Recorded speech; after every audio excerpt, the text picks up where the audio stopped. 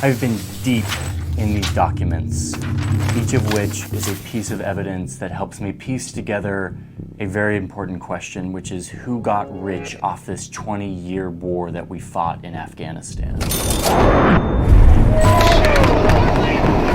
But first, let me tell you what happened on August 15th, 2021. The Taliban had entered Kabul after taking over the entire country of Afghanistan. The war ended as it had begun, with the Taliban in power once again. You probably remember the scenes from the Kabul airport. Total chaos as Afghans tried to flee their country. But there's one guy who saw a business opportunity in all of this. This guy, Eric Prince, generously offered to help charter a plane to evacuate people from Kabul. The price tag, $6,500 per person. That was the market price that Eric Prince decided. But this wasn't the first time Eric Prince used the war in Afghanistan to get rich. In fact, this was one of the last of many instances where this guy profited off the Afghan war. And some of the ways he did it were kind of messed up. So after digging through the numbers, the reports, the Senate hearings, all of it, we've established a list of some of the top people who got crazy, stupid, rich off of the war in Afghanistan. On my orders, the United States military has begun strikes against Al-Qaeda terrorist training camps and military installations of the Taliban regime in Afghanistan. Before we get into our list, I want to talk about an important term here, which is government contractor. $300 million in government contracts. U.S. defense contractor. Our broken system of government contracting. At U.S. federal contractor registration, we know that a government contract is worth more than the dollars awarded. Here in the United States, we love the free market. I'm talking about this. So instead of having the clunky old federal government take care of all things war, we hire a lot of private companies to do it for us. This is companies that make our weapons, feed our soldiers, build our bases, fuel our tanks, and literally fight our wars.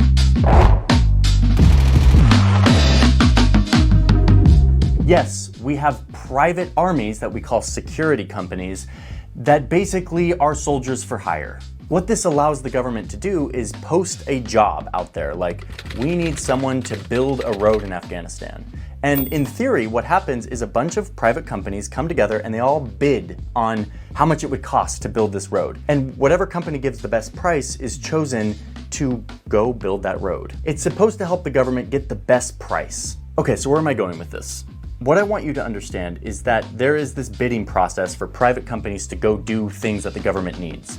But in wartime, a lot of those processes of bidding go out the window because we're in wartime. So it's like an emergency. So instead, you get a lot of situations where there is no bidding on contracts. The government needs something done in Afghanistan really quickly. This company could do it.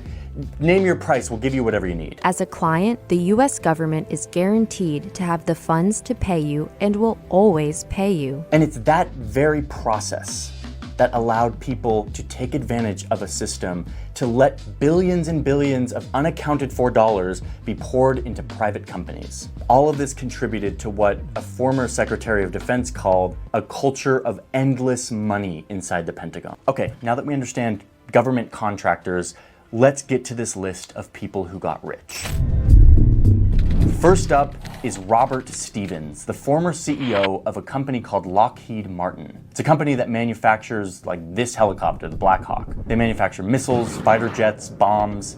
They manufacture a lot of stuff that we use in war. This company gets a lot of business from the Pentagon. Like in 2020 alone, this company got $75 billion worth of Pentagon contracts. I know that like when we get into billions, it's really hard to like know what that actually means. But just to put it in perspective, the entire budget of our foreign ministry, the State Department, totaled $44 billion. For the entire State Department, all of our diplomacy, $44 billion.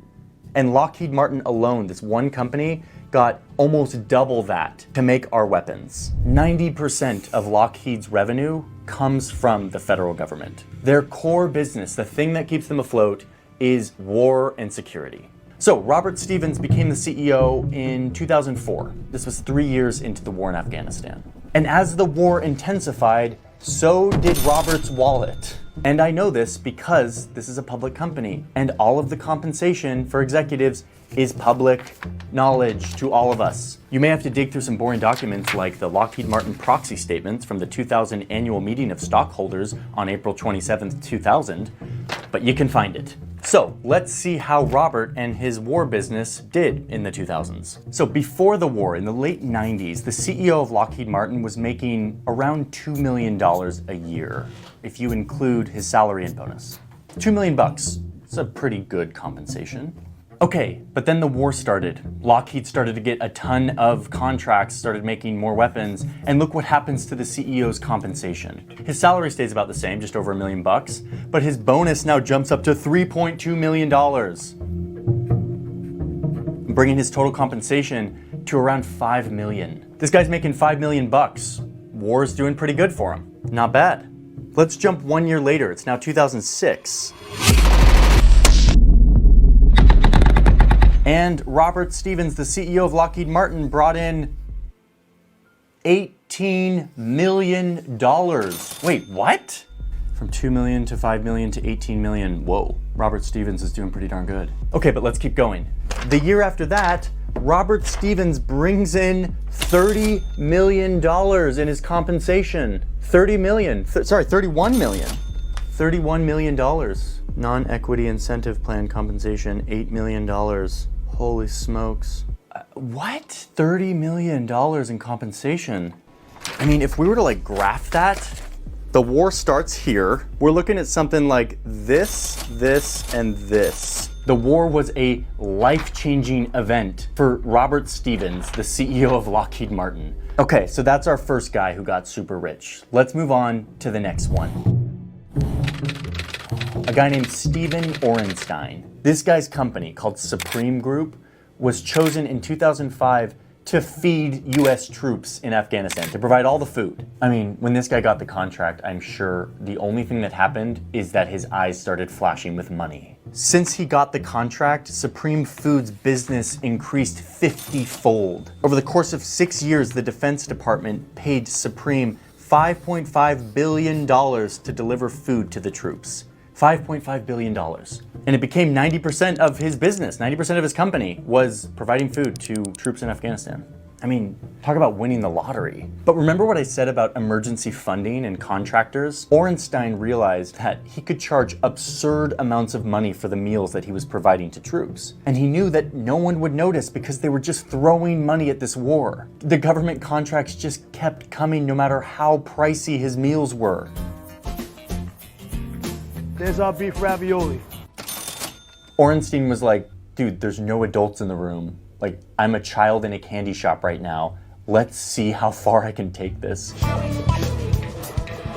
Not only was he charging insane prices for meals, but then he started to create fake subcontracting companies and started to win contracts that were for nothing. And the Pentagon would just pay him a ton of money for doing no work.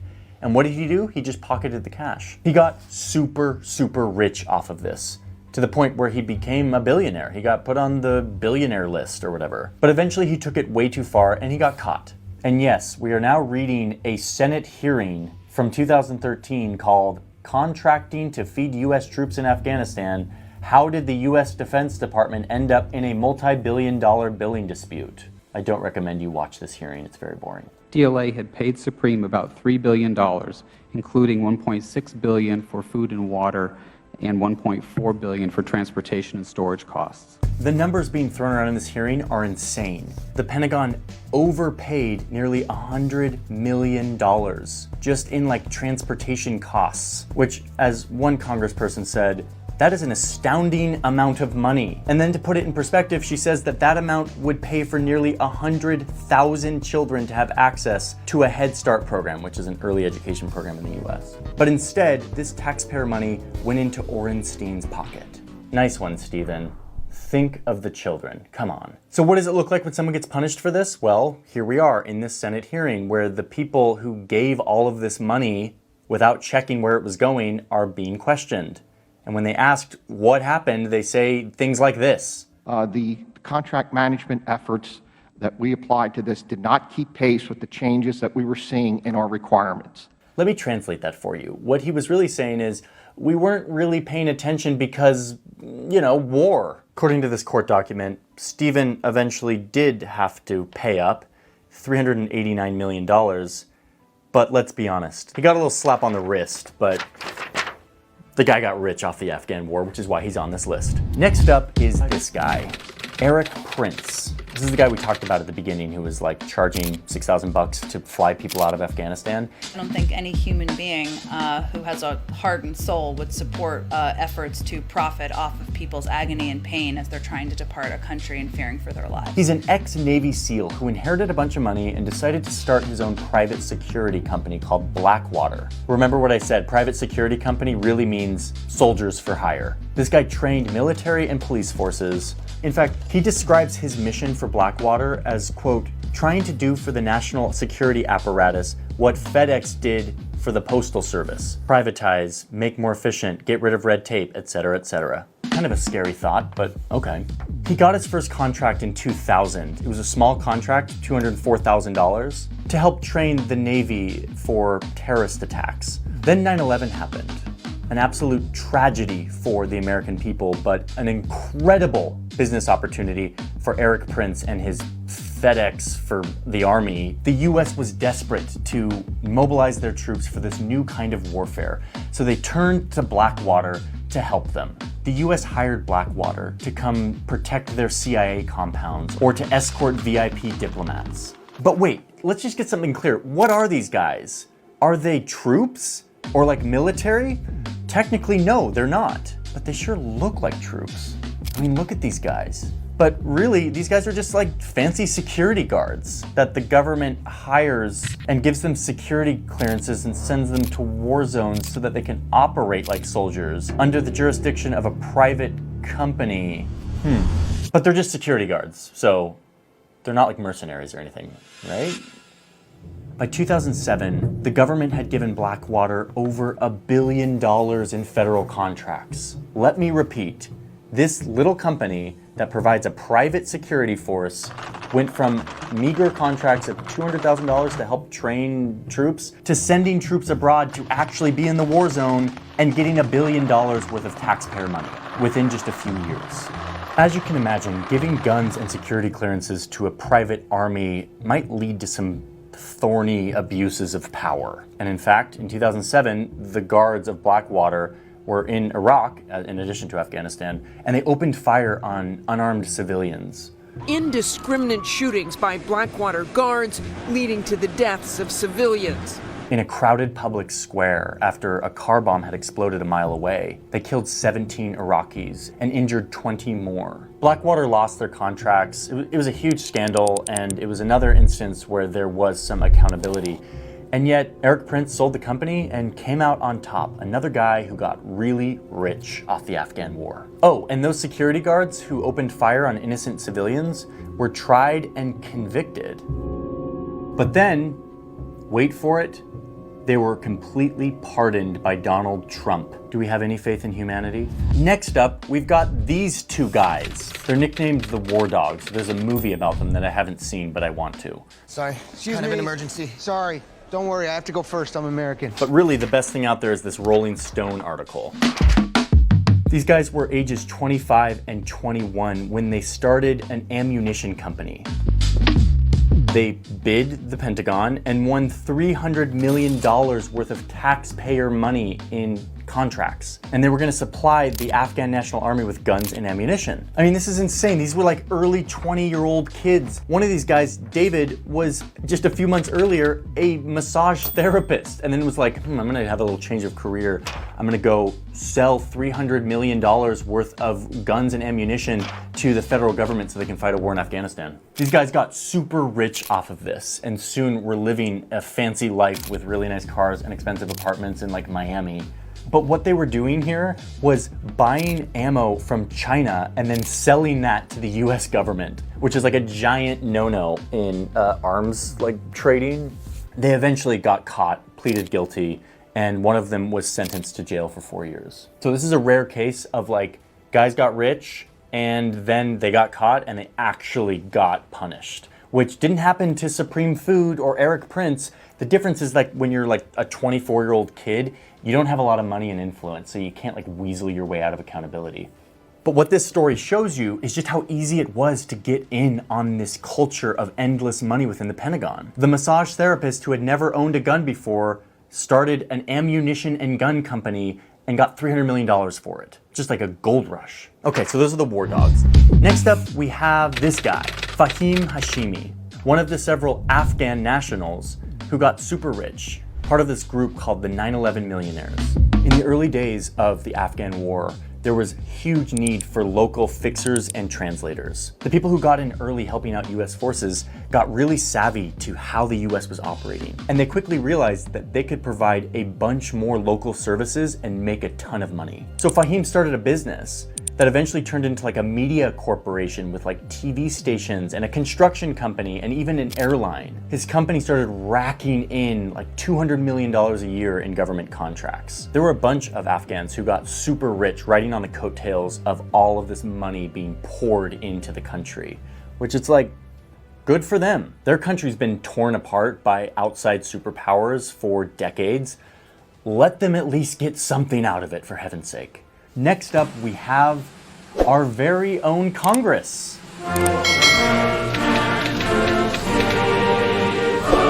Nancy Pelosi and Ted Cruz aren't like arms dealers, but they can still get rich off of war.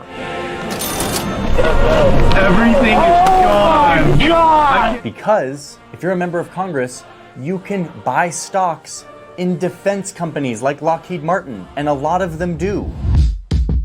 At least 47 members of Congress and their spouses hold between $2 million and $6.7 million worth of stocks in top defense companies. Oh, and it's not partisan. Of the 36 House members who hold stock in military contracts, 20 are Republican and 16 are Democrats. It's almost split in half. I mean, let's get into the details here. Like, which of the congressmen have the most money invested in defense companies? Good question. The winner for this year of Who's Getting Rich Off War is Kevin Hearn, a Republican from Oklahoma, who owns over $1 million in stock from defense contractors. $880,000 alone in Honeywell, which is an aerospace contractor that Congress really seems to love. And notice how well their stock has done, especially since 2009, when Obama sent a bunch of new troops to Afghanistan. I mean, this is a lawmaker who has to give approval when we go to war, and he stands to gain if we do. But wait, the conflict of interest gets worse when you look at somebody like Senator Gary Peters, a Democratic senator from Michigan, who is a member of the Armed Services Committee, which is the committee that authorizes the Pentagon's budget. Here's his financial disclosure. He's invested in a lot of things, including Raytheon Technology Corporation. Raytheon is a major government contractor for wartime things. This guy gives money to the Pentagon to do war things with private contractors, and he is invested in the private contractors. In July, this guy's committee voted to increase defense spending by $24 billion, which is more than President Biden even proposed. So in very direct terms, this guy is voting to put more money in his pocket.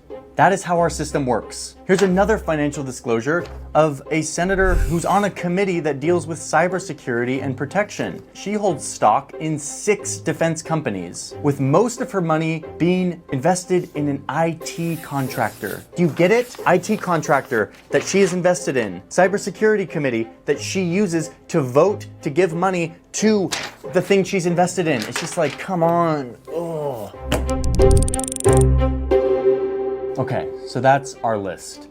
And let me be clear that this is not the exhaustive list of everyone who got rich. There are so many more people who got rich. There are so many more people who abused the system. We will never know their names. We will never hear about them because they didn't get caught. In the end, the Pentagon spent $14 trillion. $14 trillion. Between 30 and 50% of that went to private companies, military contractors. Companies that give huge payout, huge compensation to the top leaders. That's like $5 trillion worth of taxpayer money going to fatten the pockets of these corporations. And for what? What did we get? We now know that it didn't do much for this country and its people. 20 years later, the country is falling back to where it started. But what it did do is it made these people really, really, really rich. Good for them. Okay, I'm gonna go try to not be depressed about how our democracy works. See ya.